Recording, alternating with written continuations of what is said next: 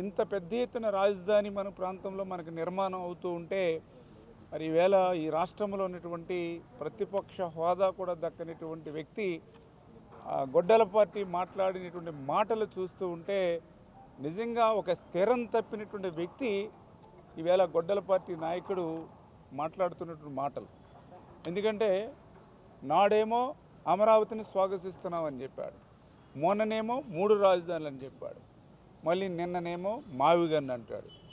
అంటే ఒక రాష్ట్ర పార్టీ అధ్యక్షుడిగా ఉన్నటువంటి వ్యక్తికి స్థిరం లేకపోతే, అటువంటి స్థిరం లేనటువంటి వ్యక్తి ఒక పార్టీ అధ్యక్షుడిగా ఉంటే ఏ రకంగా ఆంధ్రప్రదేశ్కి నష్టం జరుగుతుంది ఈవేళ ప్రజలందరూ కూడా ఆలోచన చేసుకోవాల్సిన అవసరం ఉంది.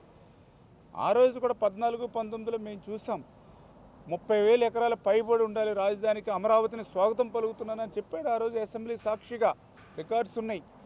ఆ రోజు 2019 ఎన్నికల ముందు మగాడిని కాబట్టి ఇక్కడ ఇల్లు నిర్మాణం చేసుకుంటూ ఉన్న ఒక్క అంగుళం కూడా రాజధాని కదలదని ఎన్నికల ముందు చెప్పారు.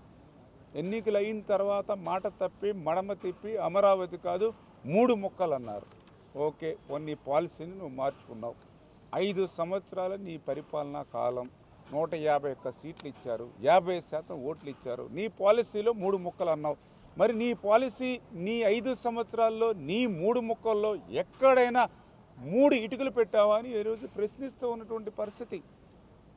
మరి అమరావతి కాదని 3 ముక్కల్లో 3 ఇటుకలు పెట్టకుండా మళ్ళీ ఈరోజు ప్రజల ఆశీర్వాదంతో కూటమి ప్రభుత్వం అధికారంలోకి వచ్చిన తర్వాత ప్రజల ఆకాంక్షలకు అనుగుణంగా ఈవేళ అమరావతి రాజధాని రూపుదిద్దుకుంటూ ఉంటే మళ్ళీ ఈరోజు మచిలీపట్నంలో విజయవాడలో గుంటూరులో గన్ను అంటే ఎవరికి రానిటువంటి ఆలోచన. అంటే పిచ్చి తొగ్గులక్క సైతం అసూయపడేటువంటి విధంగా, అరే ఈ జగన్కి వచ్చినటువంటి ఆలోచనలు నాకు కూడా రాలేదేంటి అని పిచ్చి తొగ్గులకు కూడా అసూయపడేటువంటి విధంగా, ఈర్షపడేటువంటి విధంగా ఈరోజు మళ్ళీ మావిగన్ను అంటున్నటువంటి పరిస్థితి.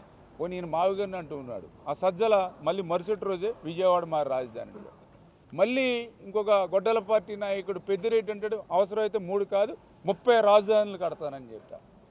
అంటే ఆవు చేలో మేస్తే దూడ గట్టున మీద అన్నట్టుగా ఈ యొక్క గొడ్డల పార్టీ నాయకుడు, అదేవిధంగా వాళ్ళ కింద స్థాయి వరకు ఈ స్థిరం తప్పినటువంటి మాటలు ఈ రోజు ప్రజలందరూ కూడా అసహించుకుంటున్నటువంటి పరిస్థితి అని చెప్పి మీ ద్వారా అందరికి కూడా ఈ సందర్భంగా తెలియజేసుకుంటూ, ఈరోజు అమరావతి ఒక సెల్ఫ్ ఫైనాన్స్ ప్రాజెక్ట్.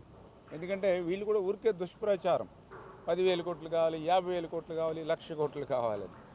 ఈరోజు అమరావతి అనేది సెల్ఫ్ ఫైనాన్స్ ప్రాజెక్టు. అమరావతికి ₹1 మనం పెట్టవలసిన అవసరం లేదు. అమరావతి 1,00,000 కోట్లు తిరిగి ఈ ఆంధ్రప్రదేశ్ రాష్ట్రానికి 175 నియోజకవర్గాలకి ఇస్తుంది.